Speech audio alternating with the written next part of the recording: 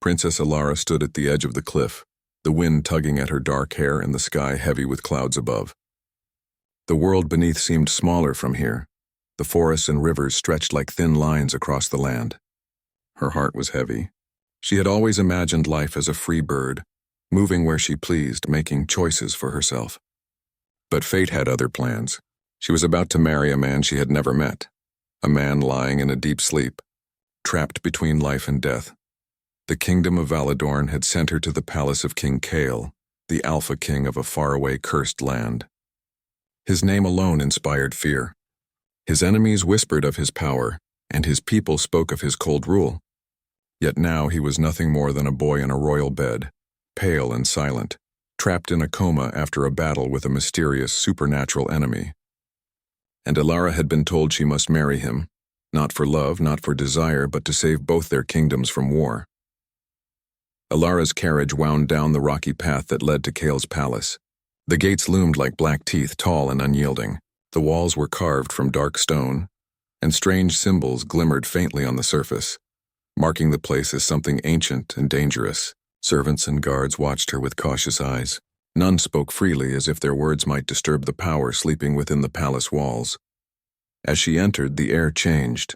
It was thick, scented with incense, old wood, and something else she could not name. Magic, she realized, hung in the very air like a fine mist. The palace corridors stretched endlessly, lined with statues of long-dead kings and queens. Their eyes seemed to follow her, silent judges of her every step. Alara felt a chill. This place was alive, and it knew she had arrived. Finally, she was brought to the room where King Kale lay. The bed was enormous, carved from black wood and silver inlays, and the sheets were pale as moonlight. There in the center lay the Alpha King, silent and still. His face was handsome, sharp with high cheekbones and strong jaw even in sleep, but the skin was pale, lips slightly parted, and his chest rose and fell in a slow, shallow rhythm. To others he might have seemed weak, but Alara could sense the power coiled beneath, waiting, trapped. She stepped closer. Her hand hovered above his, unsure whether to touch him. She had been warned never to disturb him, yet a strange pull drew her forward. Something about his presence, even in a coma, made her heart quicken. And when her fingers brushed his hand, faint warmth met her own. A spark, tiny but unmistakable, flickered between them. She drew back quickly, startled. How could a man who slept so deeply send a pulse through her own veins? The palace seemed to breathe around her. The candles flickered as if in response to her thoughts. In that moment, she realized that Kale's realm was more than stone and magic. It was alive, and it was aware of her presence. She was not here merely as a visitor. She had become a part of this place, woven into its shadows and whispers. Days passed.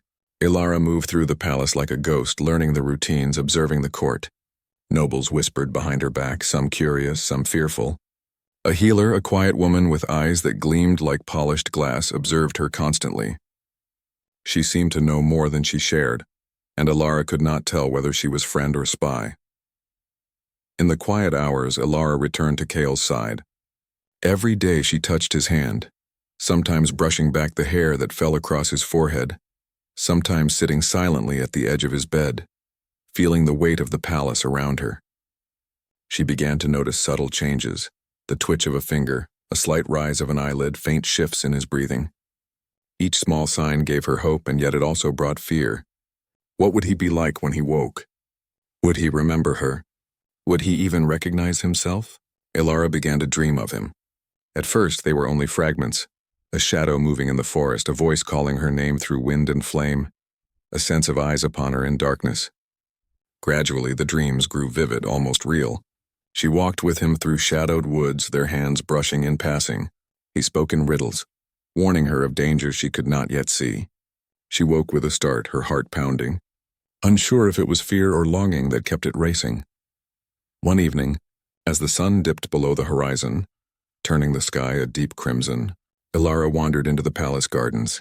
The flowers were strange, black petals that glimmered with dew, and the fountains whispered secrets in water and light. She found herself standing before a marble statue of a king, his eyes carved so sharply that they seemed alive. She reached out, and her hand passed through the cold stone as if it were water. Then a gust of wind carried a voice to her ears. Alara. It breathed soft, distant, and urgent. She spun, but no one was there. Only the statues, the fountains, and the quiet night. Her heart leapt into her throat. Could it be Kale? The Alpha King, trapped in his coma, calling to her across the veil of sleep? The healer had warned her.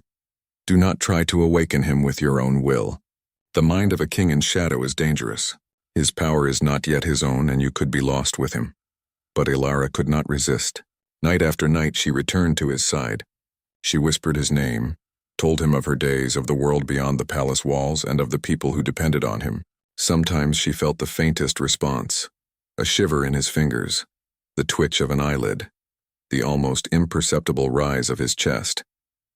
It was as if he were reaching toward her, even through the darkness that held him captive.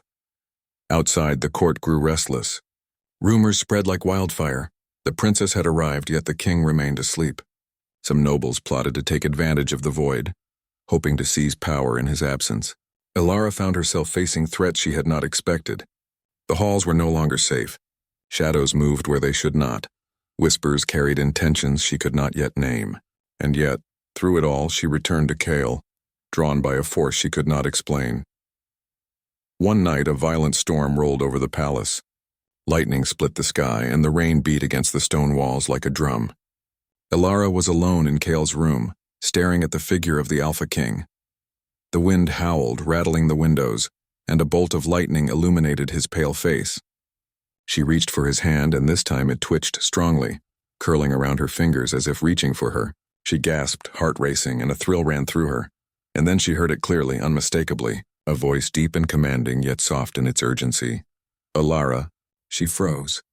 The world seemed to stop around her.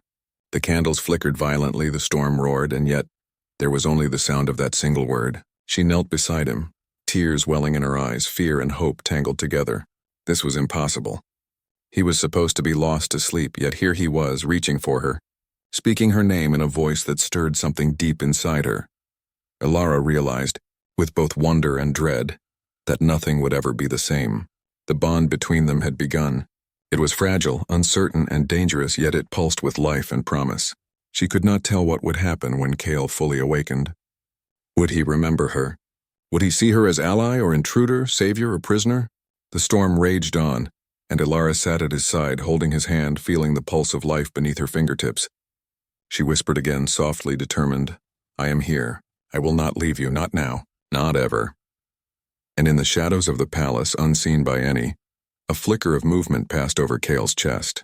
The first spark of consciousness, faint but undeniable, began to return. Cliffhanger. As the lightning split the sky, Kale's fingers tightened around hers and his lips moved, forming words only she could hear. Do not. Leave. The palace held its breath. The Alpha King was waking, and the world, as Ilara knew it, was about to change forever. The storm had passed, leaving the palace soaked and trembling in the morning light. Princess Ilara sat quietly beside King Kale's bed, her hand still clutching his. She had not slept, nor had she moved, as if the world itself had paused to watch what would happen next. Kale's fingers, pale yet firm, had held hers through the night. His lips had whispered her name again and again, though only faintly, like the memory of a dream. Now, as the first pale rays of sun touched the marble floor, Kale stirred more clearly. His eyelids flickered and a faint color returned to his cheeks. Ilara's heart raced with a mixture of hope and fear. She knew awakening him would not be simple. He was no ordinary man. He was an Alpha King, a being of immense power, and his mind was trapped in shadows of dreams and forgotten battles.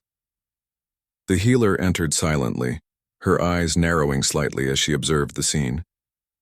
He is waking, she said softly, but his mind is not fully his own. Do not speak too much. Do not demand anything from him. Ilara nodded, though she felt a fire in her chest that could not be controlled. She had come to care for Kale, though he had yet to open his eyes fully. Yet every instinct within her told her that a connection existed between them, stronger than reason or fear. She leaned closer to his face, speaking softly, barely above a whisper. Kale, it's me, Ilara. You are safe. You are here. You are alive. His eyelids lifted slowly, revealing storm-gray eyes that seemed to hold the weight of centuries. They focused on her, or at least tried to, and in that moment Ilara felt both wonder and danger. The eyes that gazed back at her were powerful, filled with sharp intelligence, but also a shadow of pain, confusion, and something she could not yet name. Kale's voice, when it came, was low and uneven, a mixture of authority and vulnerability. Ilara. The single word trembled like a leaf in the wind. It was both recognition and question, as if he remembered her and feared that he might not. Yes, she said, her own voice firm. It is me, I am here. You are safe. He blinked, struggling to sit up, but the effort was exhausting. Ilara moved closer, gently supporting him. Every movement was careful, as if they were both fragile creatures, newly awakened into a world that had changed in their absence. In the days that followed, Kale's awakening continued. Each hour brought small victories. He spoke more clearly, his hands moved with purpose, and his eyes began to hold focus without wavering. Yet the shadows in his mind remained. He saw glimpses of enemies, fragments of battles long past, and flashes of darkness that threatened to swallow him.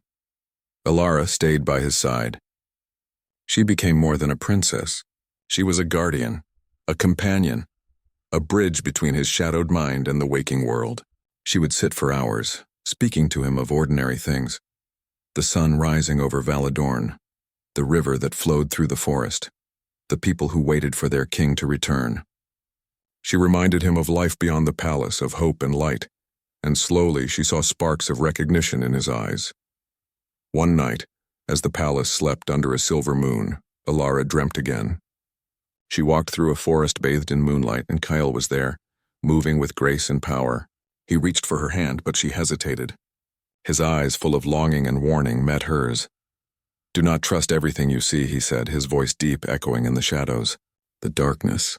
It watches. It waits. She woke with a start, the memory of his words clinging to her like a shadow. The healer had warned her of this. Kyle's mind was intertwined with forces she could not yet understand.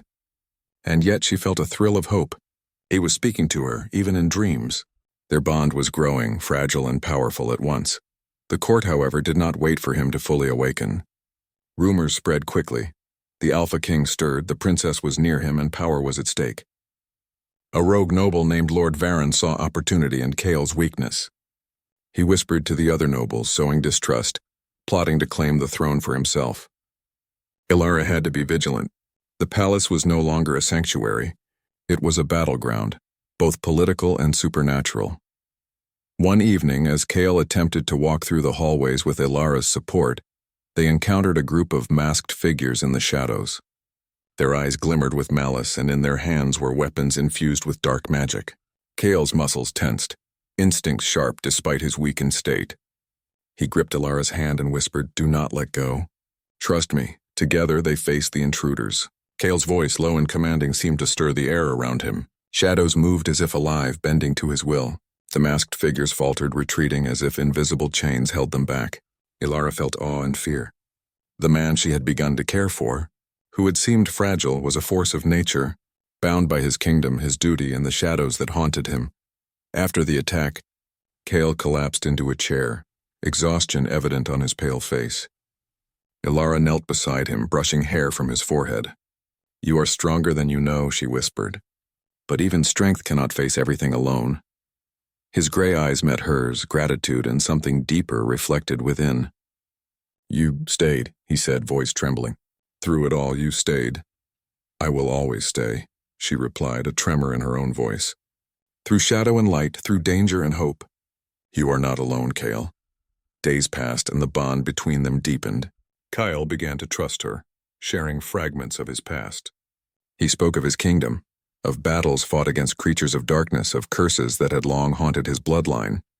Ilara listened, absorbing every word, understanding the weight of the man before her. He was not just a king. He was a soul burdened with legacy, expectation, and a fight for redemption. One evening, Kale and Ilara walked through the palace gardens. The moonlight reflected on the black petals of flowers that glimmered faintly, as if lit from within. Kyle paused, looking at her with intensity that made her breath catch. "Ilara," he said, voice low, almost uncertain, "you have changed my world. Even in sleep, your presence has guided me." Ilara felt a rush of warmth, her heart quickening. She knew the path ahead would be dangerous, that the palace and the kingdom were filled with enemies, both seen and unseen. Yet she could not deny the pull she felt toward him, the spark of trust and longing that grew between them each day. Suddenly, the air shifted. A cold wind swept through the garden, carrying whispers that seemed to speak of betrayal and doom. Cale's eyes narrowed, and he gripped her hand tightly. "They come," he said, voice sharp with warning. "The shadows are not done with me. With us." Ilara's pulse quickened. She knew that the bond between them, though fragile, was also a weapon. Together they could face the darkness, but the cost might be higher than she could imagine. She tightened her hold on his hand, determination in her eyes. "We face them together," she said firmly. "No matter what comes, we do not falter." Kyle studied her, his expression a mixture of awe and longing. "You are unlike anyone I have ever known," he whispered. "And yet, I fear for you. The world I inhabit. It may consume you if you are not careful." "I am already here," Ilara replied, voice steady. "And I will not leave. Not for darkness, not for fear. We are bound, Cale, in ways that go beyond life and shadow." The palace seemed to shiver in response, the walls humming with power as if acknowledging their bond. Shadows flickered in corners, moving like living things. But Ilara and Cale stood together, united in trust and growing affection. That night, as they returned to his chambers, Cale paused at the door. He turned to her, eyes full of emotion. "Ilara, when I was lost, it was your light that reached me, but there are forces that even I cannot control. Be ready, be strong," she nodded, heart pounding. "I will be ready, and I will stand with you always." As she watched him lie down, finally resting after a day of awakening, she could not shake the feeling that their trials were only beginning. The palace, the kingdom, and even the shadows themselves would test them. But for the first time, Ilara felt hope. They were no longer alone. Together they could face the darkness. Cliffhanger. Outside the palace walls in the quiet of night, a figure watched. Cloaked in shadow, eyes glimmering with intent, the stranger whispered a single word that echoed through the valley. "Cale, you cannot hide forever." The palace of King Cale had never felt more alive. The shadows that lingered in its halls seemed to shift and tremble, aware of the awakening power within. Princess Ilara stood beside the Alpha King, her hand entwined with his, feeling both fear and courage pulsing through her. The kingdom of Valadorn watched silently, waiting as if the world itself held its breath. Cale had fully awakened. No longer the pale, fragile man in a coma, he stood tall, radiating strength and authority. His gray eyes, sharp and commanding, now held depth and clarity, though shadows of the past lingered. He could feel the power within him, the legacy of his bloodline, and the weight of responsibility pressed heavily on his shoulders. Yet through it all, it was Ilara who anchored him.